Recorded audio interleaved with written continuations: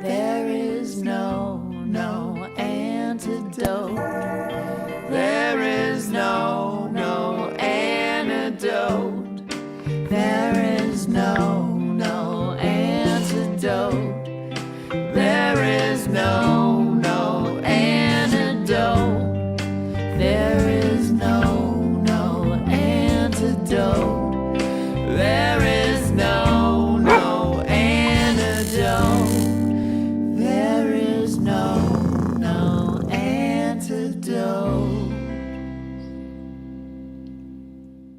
Hello, peculiars. I'm very excited to be bringing tonight a very special guest who's been with us before, and you know him for his amazing photography, and he's got a wonderful Instagram page. And tonight is all about pets. And the great thing about talking about pets is we get to share lots and lots of photographs. So in addition to talking about the book, which is this beautiful book right here, Davey and I have uploaded several living fun pet pictures too. So I'd love it if you guys wanted to talk about your pets today as well, which is super great. So first of all, Davey, are you ready for tonight? I am ready for tonight. Yes, of course we have to share our pet photos. How could we let an opportunity to talk about pets go by and not share our pet photos? I'll tell you that because there was no audiobook for this. Right. So I filled that gap in my life by listening to the audiobook of Stephen King's Pet Cemetery.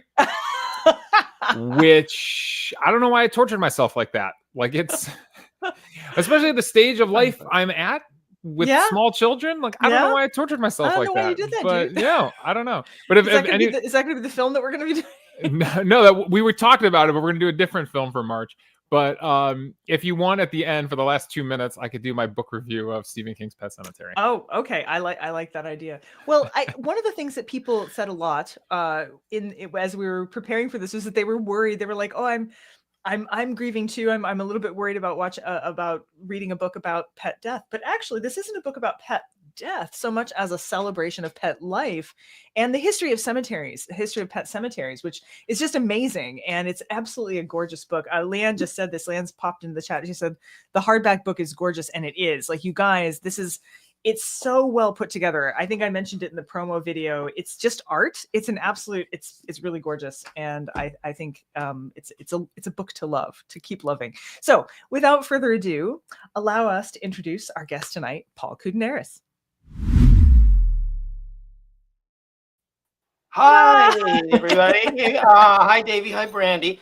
So we decided, especially because I'm traveling right now. Anyway, I see. Hotel, and we decided that for the audience, we're just gonna kind of randomize this and show some random images and talk and see where this leads. And you've already led this in a couple directions that I didn't expect. So can I say this is the only book where I've ever, you said people were worried about mourning, and and this is the only book where I've ever gotten comments like, "Your book made me cry. Thank you." It's like, because it's really not, when they say they're crying, it's not because they're sad. It's because they appreciate feeling this feeling that drove me in this book. That is because I know what this grief is. And I want to know how universal it is and how we continue to love. Yeah. It's not about saying goodbye. It's about continuing that process of loving. And so I really want to make that point for people who are like, this is all about sadness. It's not. This book to me was a work of beauty, not just the book itself, but putting together the stories, putting together these incredible loving stories about these people who love their pets so much that they had to find the right way to say goodbye. Yeah. But the other and to memorialize them, right. But the other place that I have to take this, and this is going to be a curveball even for you. You guys start. Okay, so you start. I got to tell you this story then at the outset. You guys started by talking about Stephen King's Pet Cemetery, and I have a story about that because as you can imagine. Okay, so I've been haunting pet cemeteries for about 10 years. Like I took a break from my cat book, Faithful. I took a break from the Pet Cemetery book to write the entire cat book and then come back to the Pet Cemetery. It's been that long, But I always say, it's like, think of how hard it is to find information on the guy from 150 years ago. Now find information on his dog. Right. The research is incredible. But Stephen King's Pet Cemetery, of course, is the bane of my existence. If I'm trying to write a serious book about pet cemeteries, you can imagine how many times people want to talk to me about that. So I'm living in Las Vegas currently. And And the Las Vegas Review-Journal, which is the big daily newspaper, one of the reporters there just loved the book. He came over to my house and interviewed me, and we went out to one of the local pet cemeteries in the desert, a kind of, free burial place where everything's homemade. And we did a whole photo shoot with me out there. And they ran this on the front page of the Sunday edition, which, in newspaper land, that's as big as That's a big deal. Yeah. Yeah. So I was the front page of the Sunday edition of the newspaper, sitting in this pet cemetery out in the desert. And where I live, it's Vegas. So it's like everything's like a gated community. So there are these people who work at the gate. And I was coming in one day, and this guy, one of the guards, stopped me. He's like, "I saw that article about you in the newspaper. I didn't you wrote the book Pet Cemetery. I love that movie." No. He had seen the article, but he had not actually read the article. Right. And I was like, well, actually, I wrote a book about pet cemeteries, not Pet Cemetery. But that's Stephen King. But so word kind of spread among the staff. It's like, yeah, Pet Cemetery, that movie? Oh, no. He wrote it. The guy living in 1206 wrote Pet Cemetery. And just the other day, and this has been going on for like 2 months now. And just the other day, I walked in through the gate, and one of the guys in the booth, he waves out at me. He's like, "I loved the movie. The remake, not so much, but I loved your movie." I was like, "Yeah, I didn't really like the remake either." Yeah, that's it. So I was on the front page of the Sunday paper, and somehow it made the people working where I live think that I'm Stephen King. Interesting. Did you now? Do you just You have answer a very to the name Stephen? Well, for our podcast listeners, you have a very Stephen King look. I mean, Absolutely. Oh yeah. Look up Paul Koudounaris, Stephen King. No, I've been accused of being Willy Wonka. I've been accused of being the Mad Hatter, but now it's Stephen King. Anyway, so yeah, we are going to go in some random directions apparently. But you know what? The place I want to start, if that's okay, to just provide a little context to guide us, so we have some direction. David, can you bring up that photo that I mentioned? London Hyde Park colorized, the colorized. Okay, photo. let's doing that. Leanne here just wanted to pop in and say she's actually tuning in from Virginia, Fairfax County, which hosts Noah's Ark Pet Cemetery. And I noticed someone else was mentioning Lisa's from Lake Havasu. I was wondering. I lived in Arizona for 2 years. Hello, Lake Havasu. So that's we've got quite a gang here. I bet a lot of people have been to pet cemeteries. Sorry, carry on. Well, I just wanted to start with this picture, and then we'll just kind of randomize it from there. This is a very important picture because it is the backyard of a guy who lived. He was the gatekeeper at Hyde Park in London in the 1880s. And his name was Mr. Winbridge. And in the beginning of my book, he's kind of the hero of the story. His backyard of his cottage at the Victoria Gate in Hyde Park becomes the world's first urban pet cemetery. A dog named Cherry had died, a good little dog that his family loved him so much. They needed to find some dignified way to say goodbye to them. And, at the time in London, in New York, in Paris, and all these new giant metropolises that were popping up across Europe and the United States, there was no dignified way to say goodbye to a pet. A pet was allowed to live as a family member, but they weren't allowed to die like one. They weren't allowed the dignity of a good death. That was for human beings. And, and if you tried to give them a good burial, you'd be mocked. Mm-hmm. It's like if you were a man, you would be called effeminate. And if you were a woman, you'd be called hysterical. And anyway, and so Cherry's family, they lived just down the street from Hyde Park. Hyde Park was Cherry's favorite place to play. So they went over, and Mr. Winbridge knew their dog. So they went over and they knocked on his door, and they're like, "Mr. Winbridge, our little dog Cherry has died, and we know that you knew him and you loved him and he loved you. We have a favor to ask of you. Can we bury him in your yard?" Because they lived in a townhouse. They had no place to bury him. "Can we bury him in your yard, just a stone's throw from his favorite place to play?" And so Mr. Winbridge was a very good-hearted man, and he said yes. And then suddenly, he got a whole bunch more knocks on the door.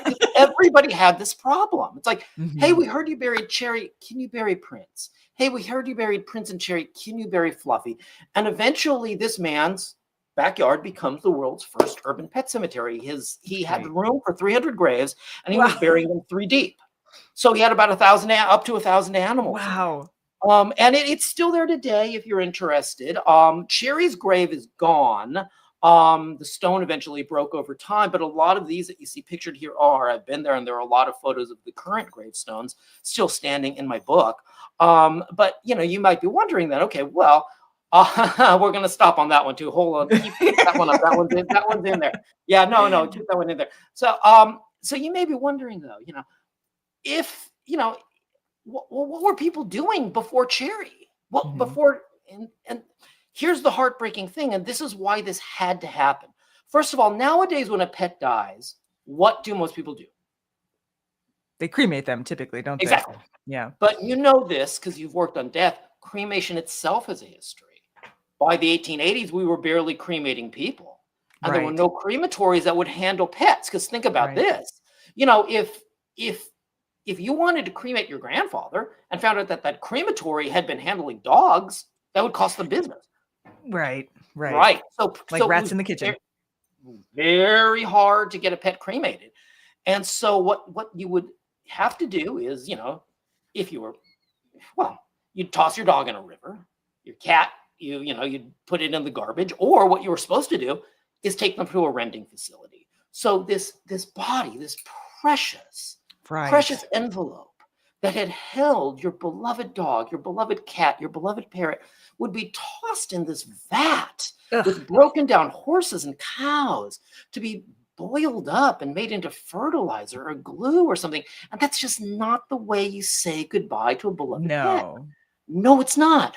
And that is why this had to happen. And that is why, to me, the burial of Cherry becomes one of the most fundamentally important events in the history of domestic animals. It's the last transition, because the 19th century saw a lot of other firsts, the first humane societies and things like that. The first court ruling ever that an animal's companionship has value, 19th century. But also the first time that we establish a common way for people to say goodbye to their pets with dignity within these pet cemeteries. The reason I wanted to stop you on this, and I'll let you start directing again, but I got to tell a story about this one. Sorry. Well, look, 10 years of research, I'm going to. Hey, you got a lot going on in there. This grave is great. Oh, and we need to describe it really briefly for for podcast listeners. This is a little grave. It says Topper Hyde Park police dog. So Topper was a 19th century dog who was he was a mutt who was the mascot of the Bobbies in Hyde Park.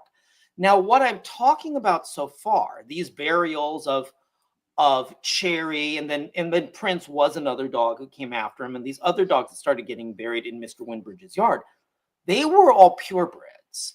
Okay. So the dignity, the dignity of a good death was for good dogs, meaning purebreds. It still didn't extend to mutts. There was a saying, why would you plant weeds in your garden? And why would you plant mutts in the same ground with good dogs, meaning purebreds? Yeah, right, exactly. It was very classist, because in the 19th century, your choice of pet had a lot to do with social hierarchy. You wanted a pet that showed your status.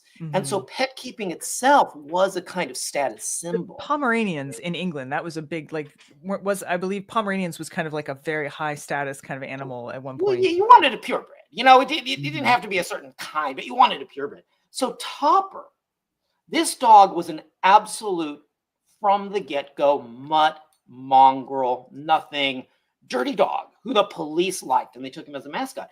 And these were the Bobbies of Hyde Park. So when Topper dies, the police go to Mr. Winbridge. They know the guy. They work in the park. He's the gatekeeper. Sure. Of course, they're buddies. And they're like, hey, can you bury Topper? Yeah, of course. Well, big scandal. There were editorials in the papers. And I have quotes from some of the editorials that they're furious. They're coming down on Topper. It's like they accused him of being they accused him of having bohemian tastes. That's what one of them editors said. It's like this dog with bohemian tastes is buried in the dog cemetery. It's this horrible thing. It's like bohemian tastes. What is he, a beatnik dog? And and they accused him of keeping bad company and being out at night when good dogs were at home. In other words, they were accusing him of being this kind of picaresque figure. And, the problem was that Topper was just an actual dog. Right. Not like some purebred kept animal. Instead of being bathed. Topper bathed. He licked himself. He's a dog. He's a real dog. And so anyway, but this is the police. And so, Right. no one's going to, and there was a call to get Topper out of there, but no one's going to mess with the police, especially not the gatekeeper, right? So Topper stays in that ground. So Topper is still there. I went out. When I went to that pet cemetery, I had a specific mission. I had to find Topper because to me, that grave, Topper's grave, is almost as important as Cherry's, because Cherry's is the most important because he's the first dog ever laid in an urban pet cemetery. But Topper's the first mutt. The first common dog. He's like the first dog's dog to kind of crash the gate. You know what I mean? To crash the gate. I get in do. there in a I pet do. cemetery. And so I think that his story is just absolutely marvelous. It's funny over here. Kathleen Richardson said, now there seems to be growing pride in how much of a mutt you have. People say, this is my retriever, boxer, husky, greyhound, chihuahua mix. And almost a kind of like status accorded to how far down you rescued. Yeah, right. And it was the same thing in New York, actually, too. It was all for it was mostly purebreds that would be buried there when they opened the first pet cemetery there. And this wealthy family had a dog that really was just a dog. They called them, there was a movement, it's called Just Dogs, like JES dogs, just dogs, meaning just dogs. They're really just dogs. And that starts to become popular eventually. And so they gave him the biggest monument in the cemetery, and he was just a dog, So there eventually becomes a pride in that. But originally it really was a very hierarchical thing. The first pet cemetery to really flaunt that is the one in Paris. And they did a marvelous thing. It opens just before the turn of the century. It's still there today. And it's, so the pet cemetery in Paris, it was the first one to be planned to sell stock. You could buy shares in the Pet Cemetery Corporation. Okay. It becomes the first one with a kind of business plan. It becomes the first pet cemetery ever where they bring in an architect to design it. So they're going to put all the and we do have what years is that? This was in the 1890s. We do have a couple pictures if Davey wants to pull them out. I have a great picture of the guy who ran the Paris animal hearse. Sorry, but tell me what photo one more time. I was typing something in the chat. Look under France. Just look under France, and look under France. Yeah, under France. The other thing, I had a couple of questions have popped in here, but a couple comments too while we're looking for the photo. Ryan Mathern said he got to bury his neighbor's horse in his backyard a few months ago. That must be a prodigious hole, Ryan. Okay, so hold on. So this is the autocycle hearse, and it was this tricycle hearse that the pet cemetery in Paris had. No other pet cemetery in the world had anything like this, And so when your dog died, this guy would come over on this bicycle hearse and pick him up, Cimetière des Chiens, the dog cemetery, and take him over there. But to finish the story, and I do want to talk about the horses actually, because that's interesting. But to finish that story, when the pet cemetery in Paris opens, they know that the bulk of their business is going to be people with high-class pets. But they also felt very strongly that they shouldn't neglect the poor people's pets. And so they opened up a kind of potter's field for pets too, where poor people could bury their pets, for free. And they'd have like temporary markers. None of those survived because those people couldn't afford, permanent markers. They'd have, markers made of wood and stuff. So the cemetery in Paris is kind of the first one to flaunt that and to understand the need, to really truly understand the need to give that dignified burial is not class conscious. It applies to everybody who owns a pet. Right. You want to talk about? Kathleen was mentioning that her workplace had a cat. I guess they adopted the cat. They adopted a stray cat, and she ended up bringing it home and giving it a gravestone. And Kathleen has her own home and property, and obviously that's a lot easier if you've got your own property. All of my pets are in my back garden, but if you live in New York City or something, that's much harder. I would say nowadays, what I was writing about with the pet cemeteries, it's really, they're still around. It's a little bit archaic now, because as you said, most people cremate, and the people who bury, most of them bury at home. When I lived in LA, I buried my most beloved cat up to that point in my life in my backyard. Then I moved. So I did, and that's I did dig her up and take her with me. And by that point in time, she had been dead long enough that her bones had been cleaned off. And so I dug her up and I was like, I'm not leaving you behind, and I dug her up and I made a little reliquary for her bones. And a lot of, I've told that story a lot of times, how I was just not going to leave her, in someone else's yard that I no longer had access to.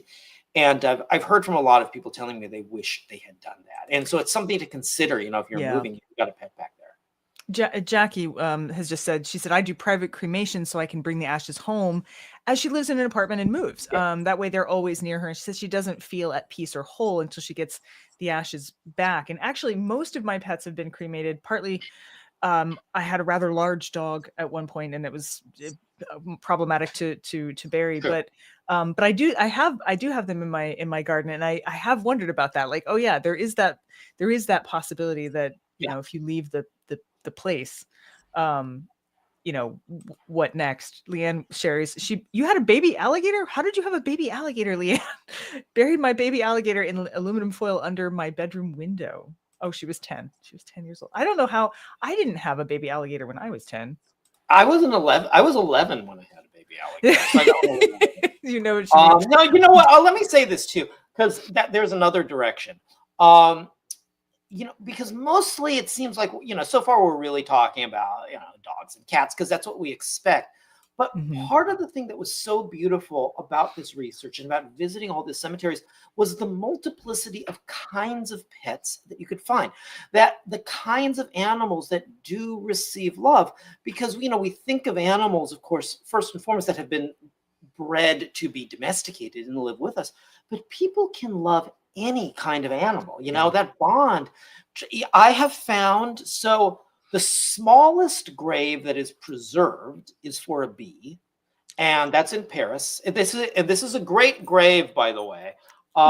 It's in there's an Instagram account and other social media accounts attached to this bee. He's known as Bee Influencer. And so he died a couple years ago, and they buried this bee, and they made this tiny little gravestone for him that has his @ sign and his handle. So if you go to these pages, these social media pages based on this bee's life and death, it tells you all about the good that bees do, how to nice. like the bads of pesticide, and how to help bees continue to help us. And I think that is just a really beautiful and brilliant way to update the old pet cemetery style to something that communicates more modern. So the smallest surviving animal that I found in a pet cemetery is that bee, but there is one smaller. One smaller? There's one smaller, because in Maryland, in the pet cemetery in Aspen Hill, Maryland, there is a grave for a fly, and but it's not marked. And the story with that is wonderful. Because this fly showed up in an office one day, and the office staff was like, "Oh God, this goddamn fly!" And they hated this fly buzzing around their office. And then they kind of decided, it's like, yeah, I kind of like him. Yeah, I like him too. Let's just let him sit. And so he became the office fly, and everybody kind of fell in love with this fly. That's hilarious. And so when this fly died, they packed him in a matchbox as a coffin, and they mailed him to the pet cemetery. And they said, hey, this is weird, but we love this fly, and he was our office fly, and we really cared about him, and we'd really appreciate it if you could give him a decent burial.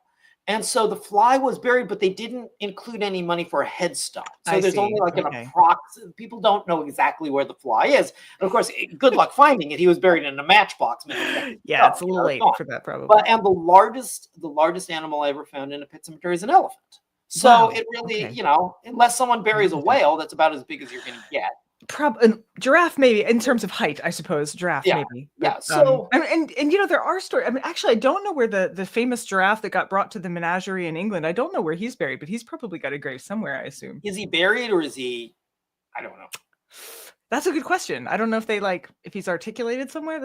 I'm not quite sure. That would be that's a big hole. That is a big hole. I have one other question we want to get to, and then I have to do announcements, because I forgot to do announcements, and we still need to do them. But Susan Cotter had a good question. I've often wondered this myself.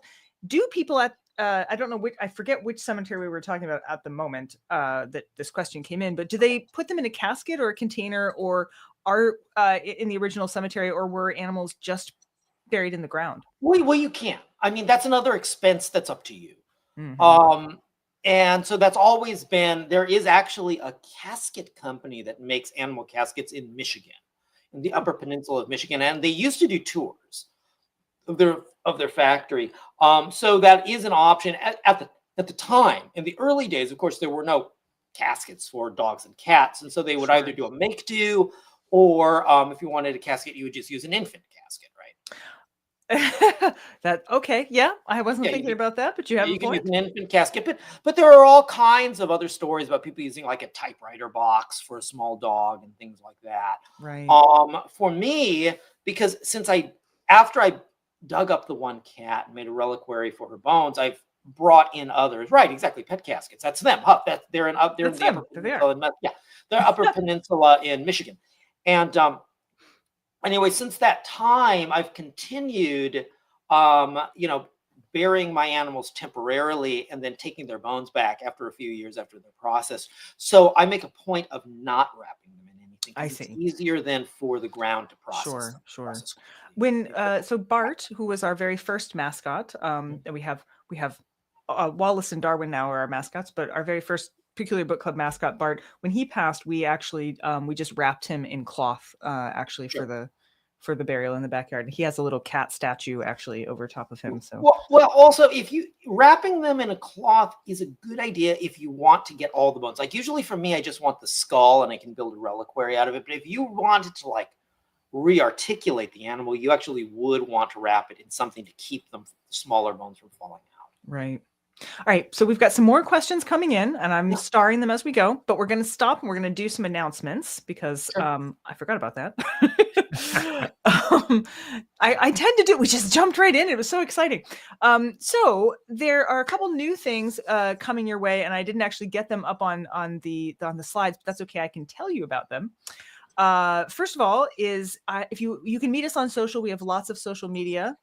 Second, I just noticed Kathleen says she's unable to share photos on that drive, David. We were trying to get your photos up to be shared, so we'll see if we can fix that. It'd be fun to see everybody's pets. The other thing is that we have our new website is being developed right now. The new website is going to actually make it much easier for you to find all of the things that we normally use. Like you can go to bookclubs.org or Goodreads and see what we're reading. You can hear our mystery podcast, film podcast, this podcast on our podcast. Join our group on Facebook, watch us on YouTube, join us on Patreon. There's lots of things you can do. And there's one new thing, which I didn't get a slide in here for, but I am so excited about. For years, you guys have asked me if there was a way, a kind of like way that we could get all the books in one place that we read for the season so that people could buy them in one place. And we have just partnered with bookshop.org, which supplies books from independent bookstores. And now all the books, including Paul's book, Faithful Unto Death, is listed under the Peculiar Book Club bookshop. And you can see all of the books from this season, last season, and the season before last up there where you can purchase them all in one place. So we're really excited about that. So now just trying to make things a little easier for everybody. If you're a book buyer, it's always good to get them at the library too, if you can. So next slide, newsletter. Please subscribe if you haven't already. Hopefully all of you are subscribers, but if you're not, and if you're listening to the podcast and you're not, you miss a lot of really good stuff. Also, I think I'm really funny. I don't know if anyone else does, but I think I'm really funny when I write the newsletters. You should join us. And then that's right. I always forget to actually pump the Peculiar membership. Believe it or not, we only exist because we can only afford to exist because we have people who support us as VIP members. We do give you some extras. You can come backstage with authors. If you're a VIP member right now and you see an author and you want to come in the green room and meet them, you can. You get swag, you see extra content. We let you help us recommend books for the next year as well. And for all of that wonderful stuff, we get to keep the lights on here. So please do think about joining the show and joining as a patron. Yeah. Drinks? Yes. The book cocktail. This is for your book, Paul. So Kat is here. And she's our drinks maven. She's amazing. She comes up with these amazing drinks and she tries to theme them to the books. And then we all vote on a name. So this is the Purple Hereafter. It's 2 ounces of chocolate liqueur of your choice, 1 ounce of gin, purple in color if you can get it, 2 ounces of heavy cream, 1/4 ounce lavender flavored syrup, or like, to your specifications, and a little garnish of chocolate powder. And then this beautiful image. She takes these wonderful photographs. And I know you're a photographer. Davey, can you blow up the drinks photograph by any chance? I don't know. I thought you might ask that. You thought I might ask that. She's got such a beautiful way of setting these things up. And Kat is just kind of amazing. So, yeah. She's also having trouble getting her pictures up. Speaking, I know, I'm trying. I think I'm just gonna have everyone email them to me if they want. So we do a bonus podcast. We have a little extra content. We do a movie club to go along with our books. And for our next book, I didn't want to do the Pet Cemetery movie, but for our next book, which is, I have it pulled up here, The Killer Whale Journals. We are doing Free Willy, and I'm telling you, you might think it's a kid's movie, you might think it's a 90s throwback. I am telling you, by the end of this movie, we are all going to be misty-eyed. So I think I'm having a hard time finding the Killer Whale Journals at libraries. There was one copy of it at any Ohio library. I've already read it. I can get it to you. There we go. Okay. Working together, Brandy. I like it. So then I'll have a good base of knowledge that we always compare the themes in the movie to the themes in the book. So we'll see how Free Willy and the Killer Whale Journals kind of go together. Killer Whale Journals, I have to say, if you guys, it is a little bit harder to find, but it's a really good book. I read it in one night, and it's not even short. I love animals too, right? So that's partly why we put these two together, because I thought, getting all of our animal fun in one place. I started it, but the Cincinnati Library only gave me 14 days, and it wasn't enough time. So somebody else has it now, and maybe, I'll borrow it from you. So you get it from me. But speaking of the podcast feed, there's more bonus content. More bonus. This is actually coming on the 15th. This is Sarah Kendzior. She's you've known her for a lot of stuff, probably lots of political stuff. This next book is called The Last American Road Trip, and it's not a requiem in quite the way that you might think, but she is talking about what it was like to take her family on road trips, during the pandemic years, after the pandemic years, trying to get them to see America before, there aren't park rangers and stuff. So it's a political commentary, but it's also a look at unusual places across America. And actually, Paul, you are amazing for this, because I follow your Instagram feed, and I have seen things I had no idea existed out there in the world. And so these little small pockets of Americana that are not on the traditional road maps of where people go is something that she does. And so I hope you guys will tune in for that on the 15th. And all you have to do is subscribe to the podcast feed, and it'll show up. Bingo, and like us too. That's right. All right. So Leanne got the photo to works in the Google Drive folder. So okay. So you guys can use that. I think Kathleen was trying to do it from her phone, and she said her phone not happy with her right now. So Ryan Mathern says that Sadie wants everyone to know that her master's thesis was about Pet Cemetery, the movie, not the book, and Poltergeist. Which version of Pet Cemetery? Oh yeah, I'm guessing the original. Probably the original one. Yeah. Well, that's what the guard in the booth. the age of our book club group tends to probably be the older one. Got it. Leanne has a question for you, Paul, and then I think we'll go back into showing some photos and kind of riffing on that. She said you studied formally as a grief counselor for grieving pet owners. Why did you do this, and where did you study? Okay, so I didn't study for it. I just did it. You just did. No. I studied art history, which is its own kind of grief, I guess. There. I went in the process of doing this book. It was very important to me, because I do know this feeling of losing a pet that you love. Everyone who has a pet knows this feeling. But I needed to understand how universal what I felt was, to understand the material. And so I took a job as a volunteer grief counselor for people whose pets have passed. And it was an online thing. And this woman had basically an online pet cemetery. I don't know if it exists anymore. She was out of Florida. And people were allowed, if their pet passed, to make this, there were all these different options that could make this animated memorial to them in this grave. And then she would vet us, the people who were the grief counselors. Sure. She'd vet you and make sure you were legit and you were going to be good at it. And so in the morning, every morning, you get this email. These are all the people who made a memorial. You contact whoever you feel appropriate with. And every day for a year, I reached out, I looked through them, and I reached out and I talked to somebody. I made sure to find somebody in there and to interact with them. And I learned a lot. A lot of it was counterintuitive, to be honest. Like, you'd see these people whose memorials were like, they had clearly spent all night working on them, and they had all this stuff. Those weren't the people who needed me. The guy who needed me was the guy who just said, Fido, I loved you. Because he doesn't know how to express anything more, And a lot of those, and this is a cultural thing, I guess, a lot of those were men. And I think, that those cultural mores that I talked about in the Victorian time, that if you were, that if you were caught mourning your pet, they accused you of being effeminate. I think for a lot of men, that's still around. They're afraid of expressing that.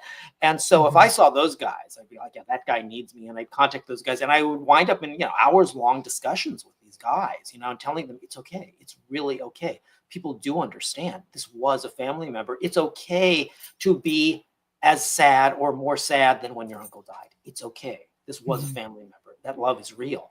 I did it for exactly 1 year, and then I had to stop because, imagine every day, reliving someone else's heartbreak the way I had felt it. But yeah, so I did it for a year.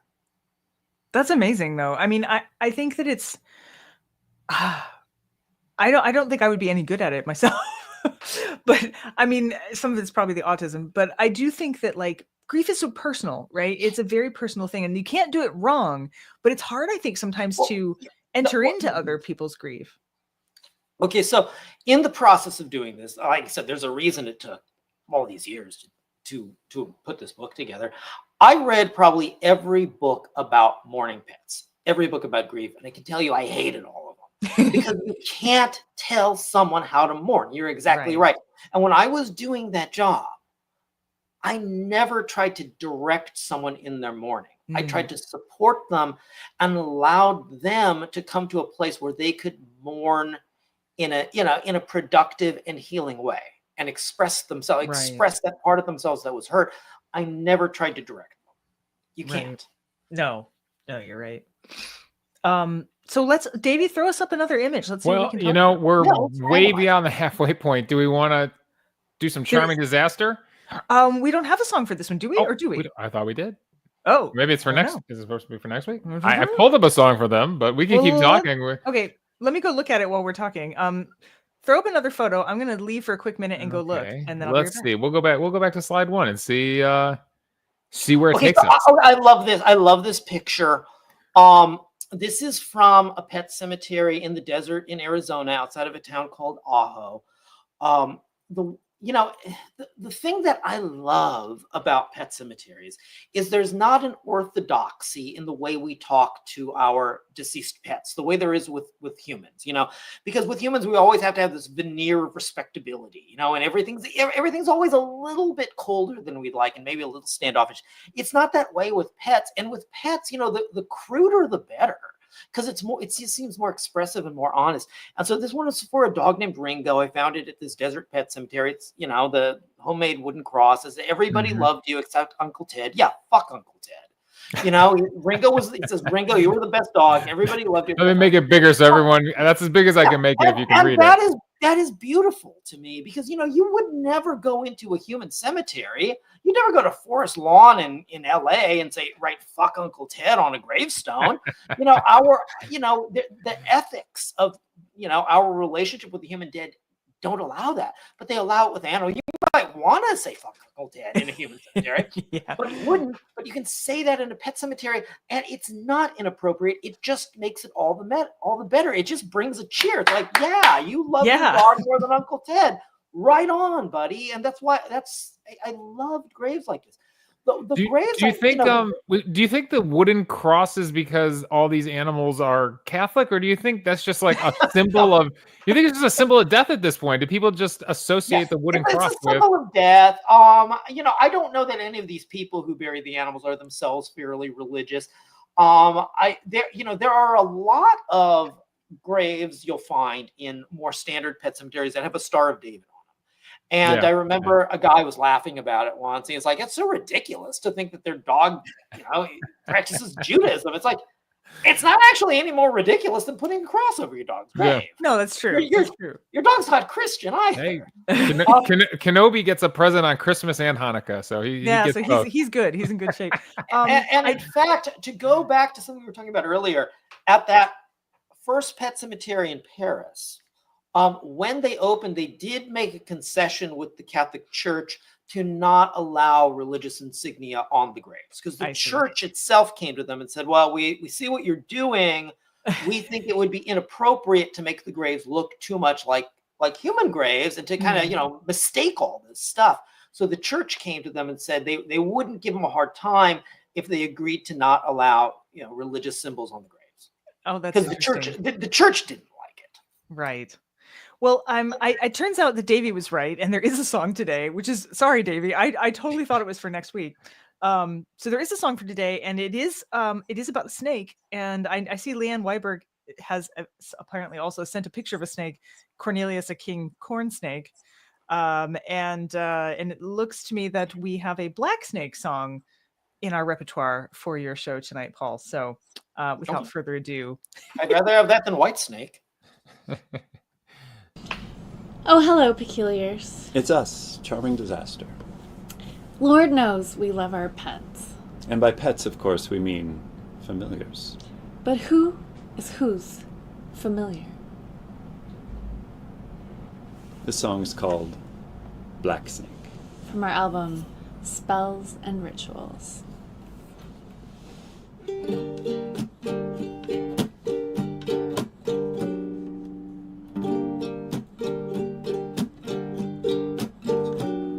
My black snake and my donkey keep the predators at bay. The coyotes and the copperheads stay well enough away. The power that protects me is a circle made of salt. But when you come to get me, I won't feel a thing at all. The vultures that surround me ride the thermals up on high. Yeah, ever since you found me, I'm afraid that I might die. The scarab on my pillow whispers vespers as I sleep. You saved me from the sparrows, now my soul is yours to keep. Come morning, we awaken to a garnet-colored sky.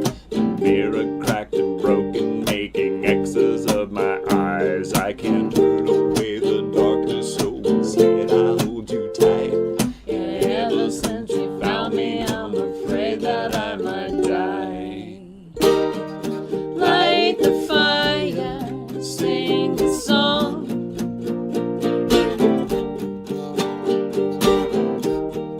Hit the hi-hat, kick the drum.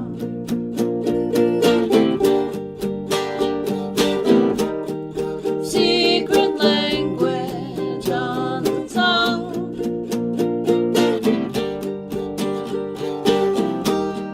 Something wicked this way comes.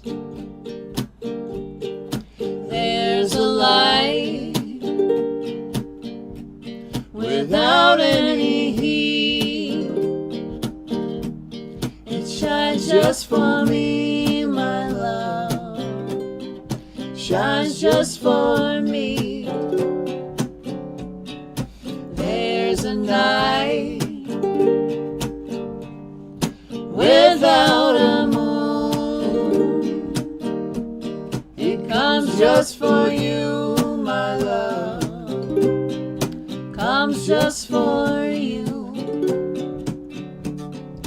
There's a Black light snake and my donkey keep the predators at without bay. any The coyote heat. and this copperhead stay well enough It away. shines just for The me, power that my protects me love. is a circle made of Shines salt. just for When you me. come to get me, I won't feel a thing at all. There's a The scarab on my pillow whispers vespers as I sleep. without a You save me from the sparrows, now my soul is yours to keep. comes just for you, my love. Comes Comes just for the mirror you. cracked and broken, making X's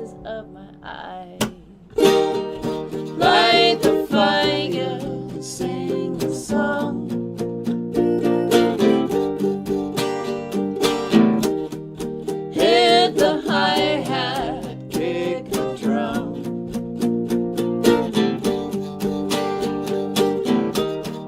Secret language on the tongue.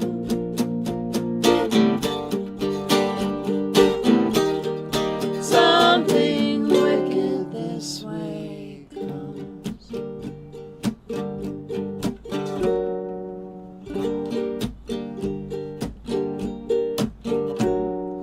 Heat haze on the highway, there's a shimmer in the air. Out on the horizon, there's a figure standing there. Strange hallucinations as the sky is growing thin. From the corners of my vision, see the shadows closing in. Is it just sleep deprivation or the ergot on the ride? Yeah, ever since you found me, I'm afraid that I might die. Ever since you found me, I'm afraid that I might die. Ever since you found me, I'm afraid that I might die. Ever since you found me, I'm afraid that I might die. Don't be afraid. Awesome. Hooray! You- So yes, Usually I trim the end of their the track, but I was like, oh, I gotta leave that in there for Jeff.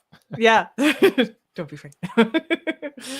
So that's for you. That's your song for It's today. beautiful. Yeah, they're really good. They're really lovely. I just see Susan Ballinger has mentioned she's also uploaded something, Davey. And Yeah, it's we a have memorial. we have a bunch of photos in here. Yeah. Yeah, why don't we look at them and talk about it? Okay, Okay, because she said it's a memorial near her that Paul has visited. Oh, okay. Let's yeah, take a look so, at that. So let's, Okay, well we got a couple here. So Okay. here's a folder of pet photos. So this was at first we said snake. that's the corn snake, So king corn snake. yeah, she Leanne. used it when she did birthday parties, she said. And then is this someone on the subway wearing the snake? I don't know. Wow, yeah, that's a lot right there. Yeah. Who uploaded that one? Leanne as well. Lillian. Okay. First photo she uploaded. Let's see if let's go this way. Let's arrow this way. So this was shared by this is Jesse. Who sent in the photo of Jesse? It has everybody's Gmail name. It doesn't have people's actual It doesn't name. have people's real name. We'll have to wait for that. Yeah. We'll see who comes next. So we got Jesse.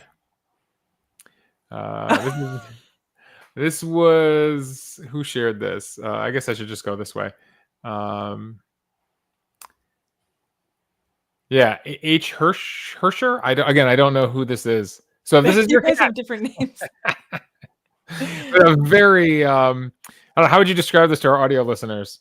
It's either a yawn or a hiss or a mountain lion roaring, but it's a feline. Yeah, It's a lot of cat teeth. who thinks he's a little cat who thinks he's a big cat. Big cat. Yeah. All right, where's Leanne's other upload here?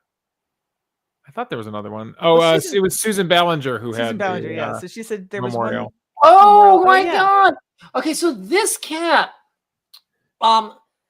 this is a cat in Florida, near Tampa, and there's a casino out on the ocean. And not on the ocean, but I mean on the pier, right there Sure. in the ocean.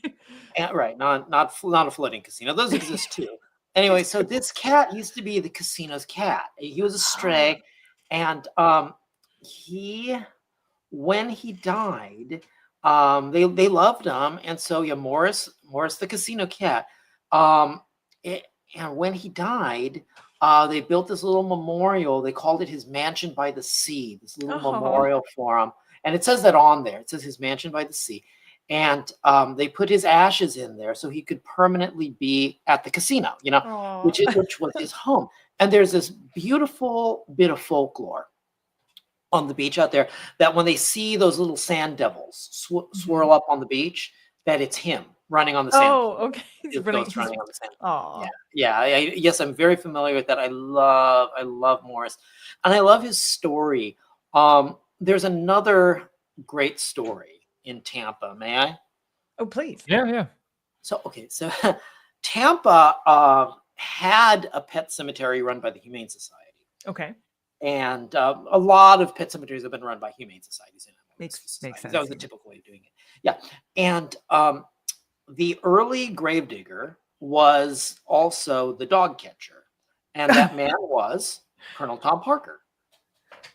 Yes. So before he discovered Elvis, and before he got into music promotion, he was the dog catcher in Tampa, and he That's crazy.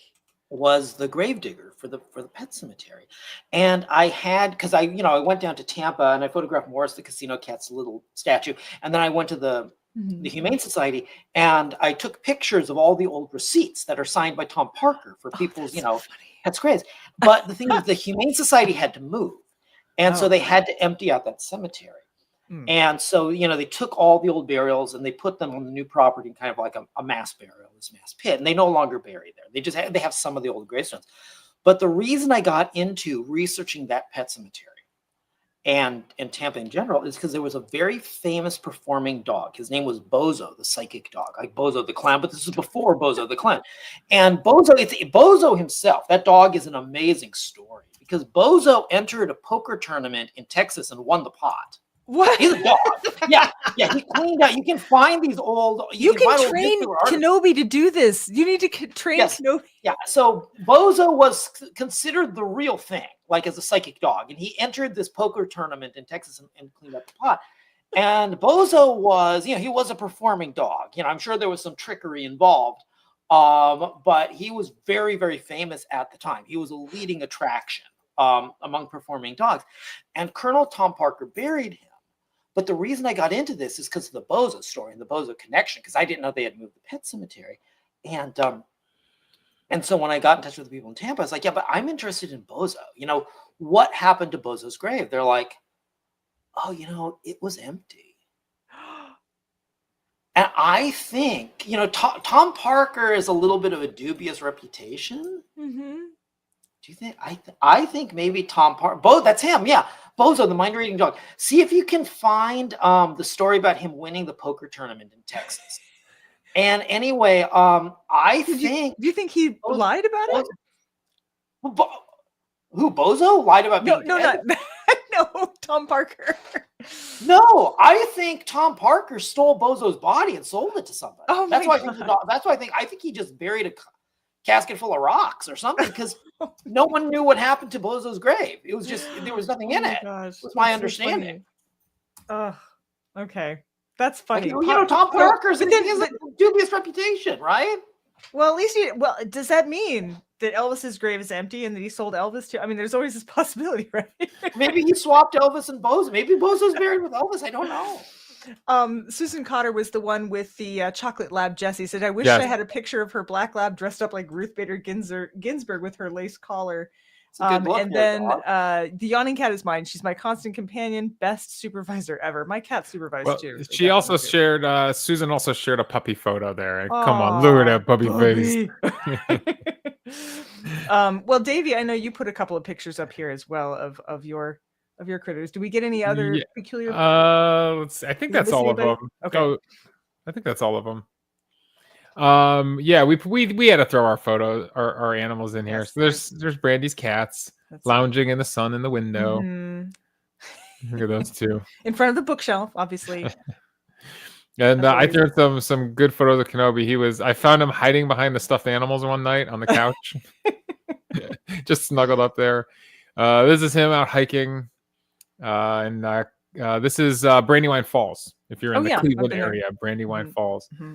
And sometimes he's just hiding under a blanket. Actually, what happened here, I know what happened here. Maggie was sitting here on the couch and then got up and flipped the blanket. And then I walk in and find Kenobi half buried under a purple blanket. That's adorable. Yeah. Because pets are our lives. They really are. I mean, I rescued my pets. They rescued me back. It's, that's how it works.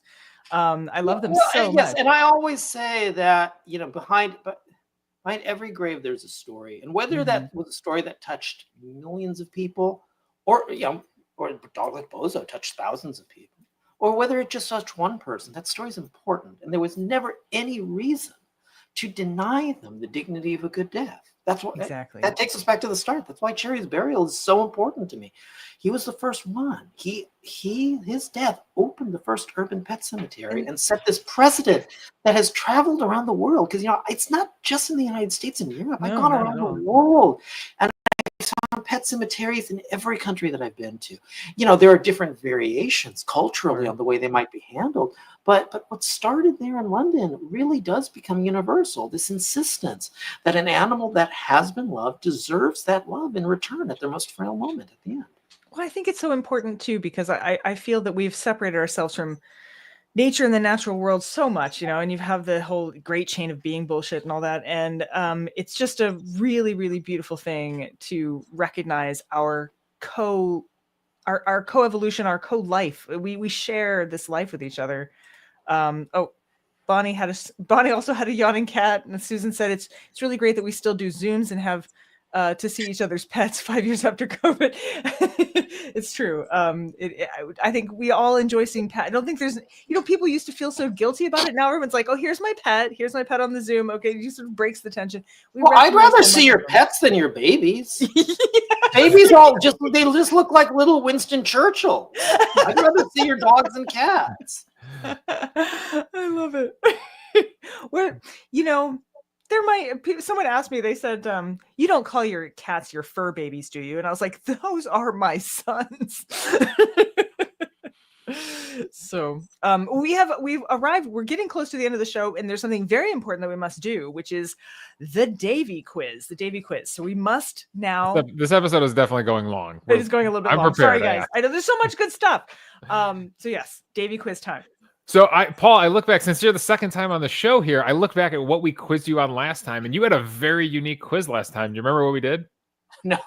We did Family Feud style, the top 6 cartoon cats of all time. Okay. All right. Yeah, that makes sense. I built like a Family Feud board for you. So a more traditional quiz this time around. I have a feeling you might ace this quiz, especially the last question. So if you know the answer right away, give the peculiars a chance to answer. Let them have a little bit of fun. But I decided let's take a look at some celebrity animals like Bozo the dog, but maybe a little more popular in movies and TV. Let's look at some celebrity animals and specifically what I could find out about their burials. So the quiz this week is called A Horse is a Horse, of course, of course. And we're starting with the Palomino horse bamboo harvester, better known as TV's Mr. Ed, is buried on a farm in Oklahoma. The site is marked with a large granite monument featuring Mr. Ed peeking through barn doors. The monument was funded by the people of northeastern Oklahoma and what radio station? Okay, this one might be a hard question. If you don't live in Oklahoma, I think it's a hard question. Yeah. It's right there on the gravestone, which we'll see in a second. Is it A, K95.5, Tulsa's new country leader? Is it B, 103.3, The Eagle, Tulsa's only classic rock? I love the way you've changed your voice for these. Z, 104.5, The Edge, Tulsa's rock alternative. All right, peculiars. What do you think help Paul out here? The memorial for Mr. Ed. Well, at least the eagle is another animal. Maybe. Well, I don't know. I would vote A. Okay, you're gonna vote A. K95. I think like why would we want an eagle or an edge? The K95.5 is just right clean. there, right? Just clean. When I saw this on the it's not just like in the story, like it's on the memorial. You're gonna see in a second, and I was like, everyone's voting. I can't B, believe this is on there. I don't know. I maybe I led them. Maybe I don't know. I didn't mean to, but it's you're gonna go with A. They're gonna go with B. All right, Davey. All right, the answer is it is Z104.5. The Edge. Can you see on that? Can you see the Z? Oh my gosh! If you look, it's right at the end. Well, so they missed an opportunity here. They should have called him Mr. Edge. Edge and Mr. Edge. Just stenciled in the G. Yeah. I can't believe they put the Z. Because radio stations with K are east of the Mississippi. I would never know that. These are all real Tulsa stations. No, these are all real stations. Oh gosh, really? Okay. But if you for our audio listeners, they actually etched the Z 104.5 FM logo right Oh, there I at the see end. it. Okay, I Yeah, see it. If you right there zoom, at the that's end. crazy. It looks They like were a serious signature, I about it. guess, from this far away, but yeah. This is All before or right. after laser printing. I 'Cause I that think could the be questions are going to get slightly easier after this. okay. So two of these famous Hollywood dogs are buried in California. I think this is the one you might know. But which one is buried in the? And Brandy, you're going to have to help me out. You know French, right? Cimetière des Chiens. I'm not always Okay. great at it though. Eratrus animaux domestiques in France. Which one's in France? So I taught myself how to read French, which is Is not it the same A? thing as speaking it. Is it A. Lassie, B. Rin Tin Tin, or C. Pete the Pup? If you don't remember Pete the Pup, that's the dog from the Little Rascals. Oh. And the photo up right now for audio listeners is Scooby Doo. You know, I don't want to give it away, and so Scooby Doo is standing in for all TV dogs right now. For all TVD dogs. TVD dogs. Okay. Lassie, Rin Tin Tin, Pete the Pup. So we're asking which one is buried there, right? Yes, Okay. the other two are in Hollywood. Which one is in France? You're going to be surprised by this answer because I you probably think am. you don't. Autres domestic animals. Yeah, other domestic animals. That's the original Pet Cemetery in Paris that I was talking about. Yeah. The Do you know Cemetery how des to Chiens, speak? the Autres Animaux Domestiques. Yeah. The So the cemetery, dogs and the other dogs, animals. Yeah. the cemetery of dogs and other domestic, Other animals, domestic meaning animals. cats and birds. All right. So Leanne says C. Ryan says C. I have no idea. Can I answer it? Go for You it, Paul. can.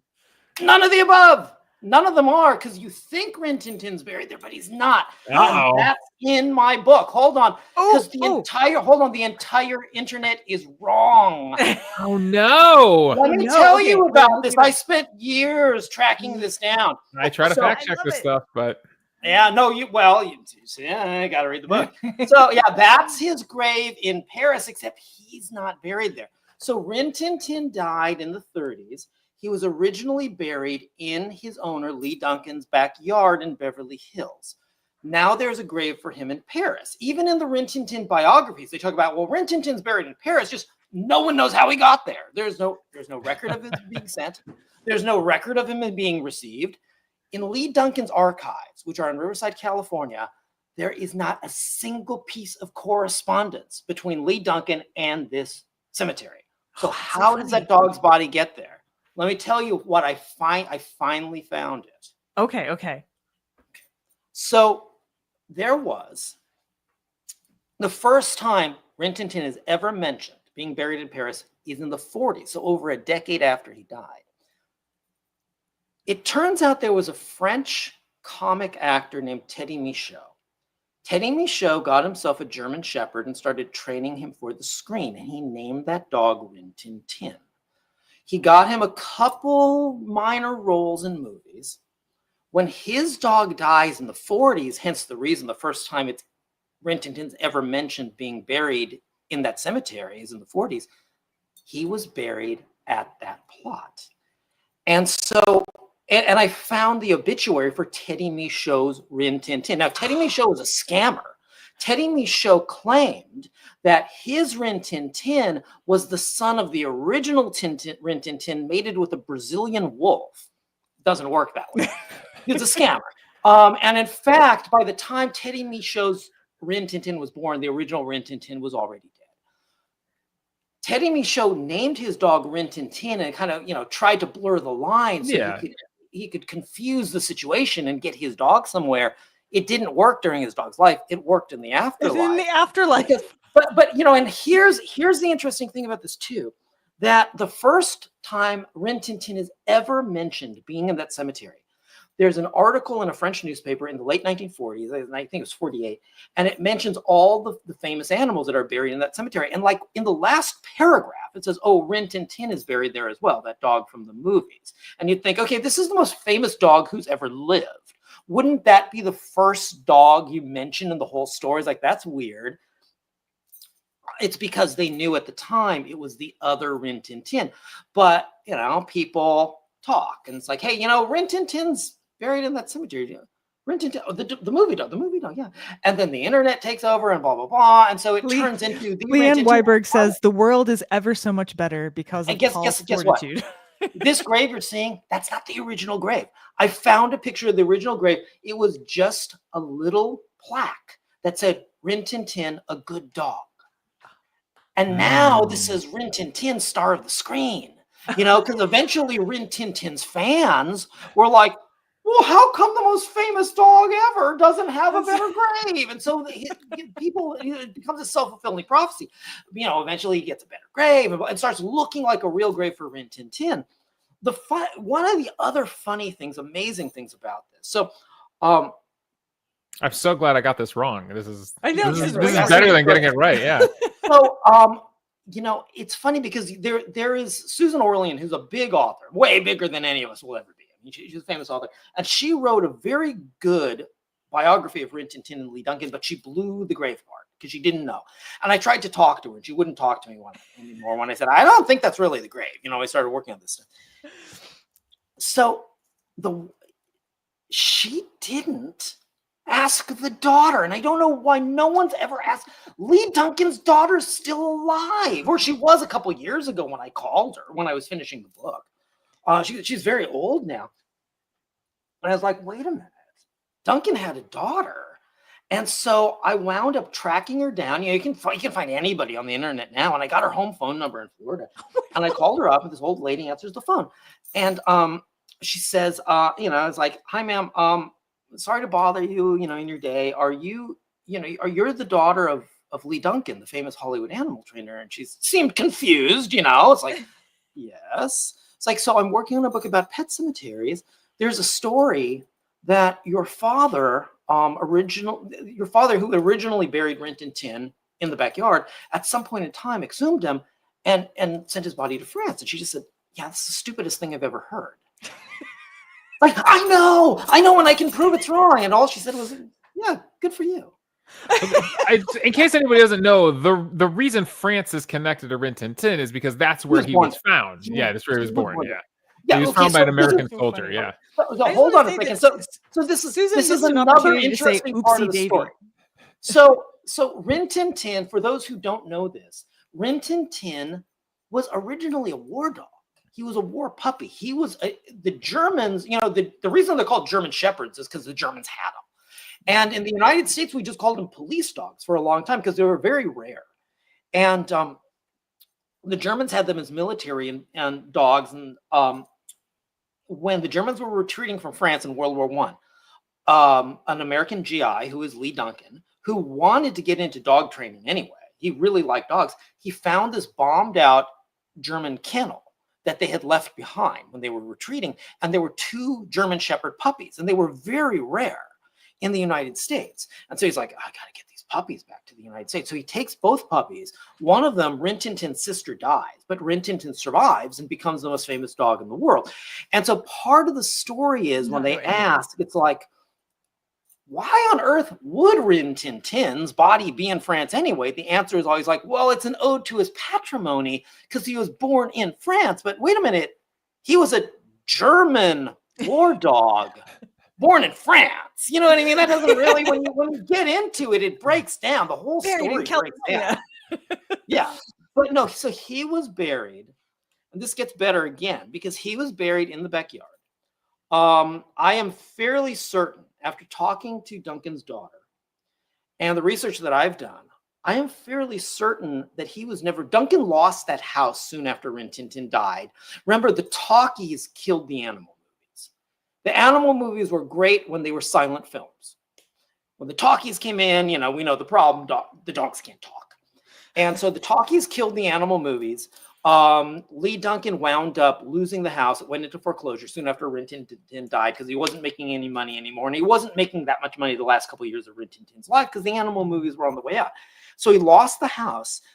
I am certain he did not exhume Rin Tin Tin and take him with, which means that the most famous dog in all of history is buried in someone's backyard in Beverly Hills, completely unbeknownst to them, in a brass coffin with his favorite squeaky toy.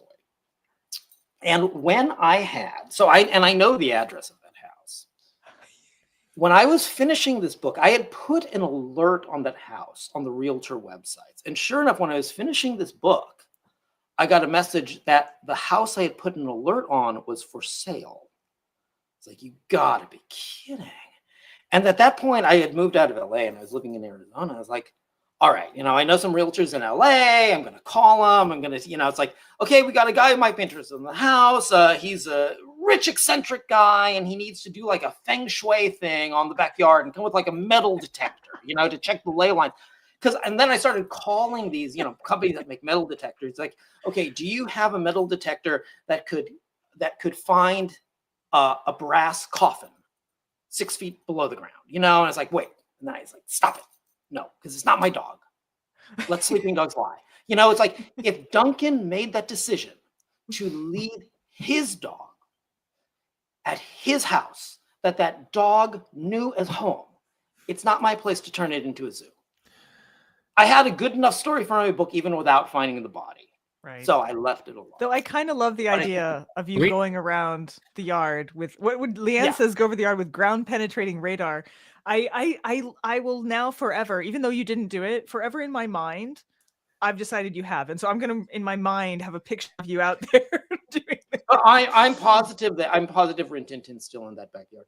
The complication comes from the fact that it's Beverly Hills. Someone could have dug a swimming pool and God knows what, but unless someone dug it up and just, what the hell is this here for? And threw it away, I think Rin Tintin's still in that backyard. That's hilarious. Well, we did go very long, but we do have one more question left. Oh, yes, we do have one more question. You only have 2 questions. Last question is going to tie back to our movie for the Peculiar Movie Club. Kiko the orca, famous for playing Willy in the Free Willy movies, was buried on the shore of Taknes Bay in Norway. His grave is marked with blank. A large tombstone telling his life story from performer back to a free whale. B, a stone monument depicting his famous jump. Or C, a stone cairn that's added to every year by visitors. Oh, I know which one I wish it was, but it's probably not. I wish it was a stone cairn. Kiko's story is pretty interesting because like he's captured at like 2 years old and like trained to just be like an aquarium performer. Mm-hmm. And then he gets the Free Willy thing and then he's kind of forgotten about, I think. And then they try to rehabilitate him to go in the wild. Like they teach him how to hunt and eat fish in the wild. And they were gonna try to release him back into the wild.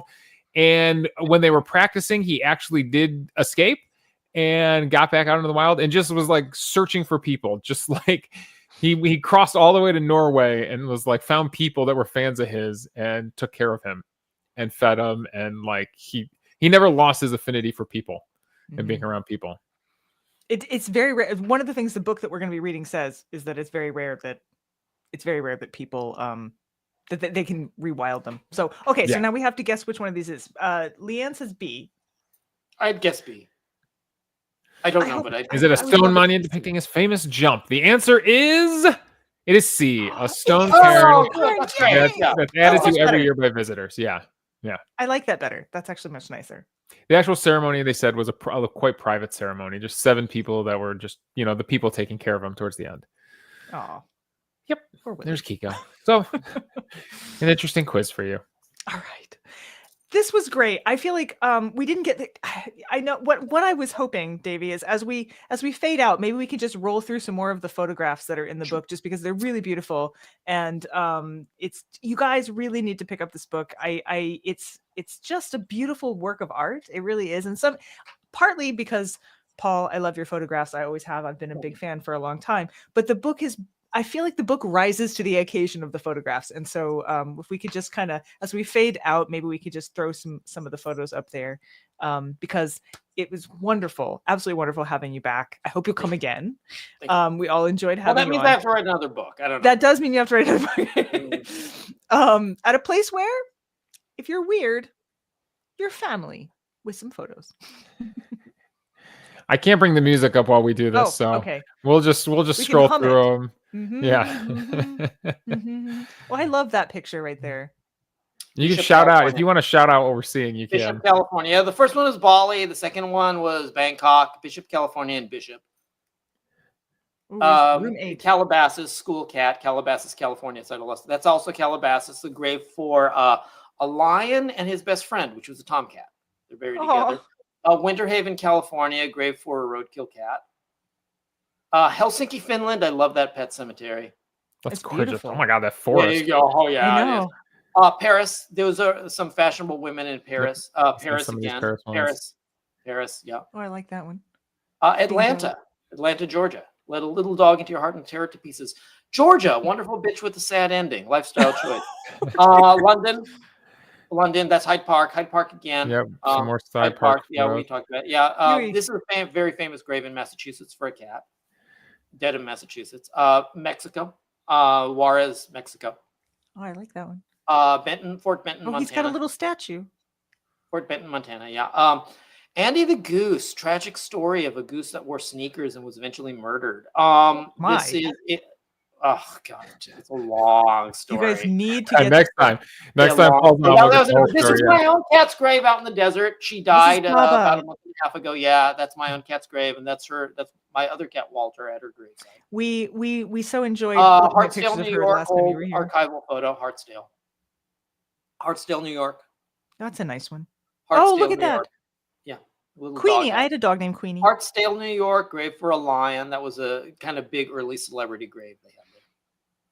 Rin Tin Tin, fake Or grave. not. We talked about that. This is in England, in the English countryside, and at an estate. Fudge is dear and sweet in his name. Aw. This is Molesworth, UK. It was the second pet cemetery in the UK. Fits. All right, that's it, everybody. That was gorgeous. All right, thank you. Thank you. And thank all of our podcast listeners. Thank you guys so much. You missed seeing the photos, I realized, but I got to say, get the book. It's beautiful. It's worth it. And once again, thank all of you for coming here at a place where, if you're weird, you're family. You got the blue bottle blues when you wake up in the night.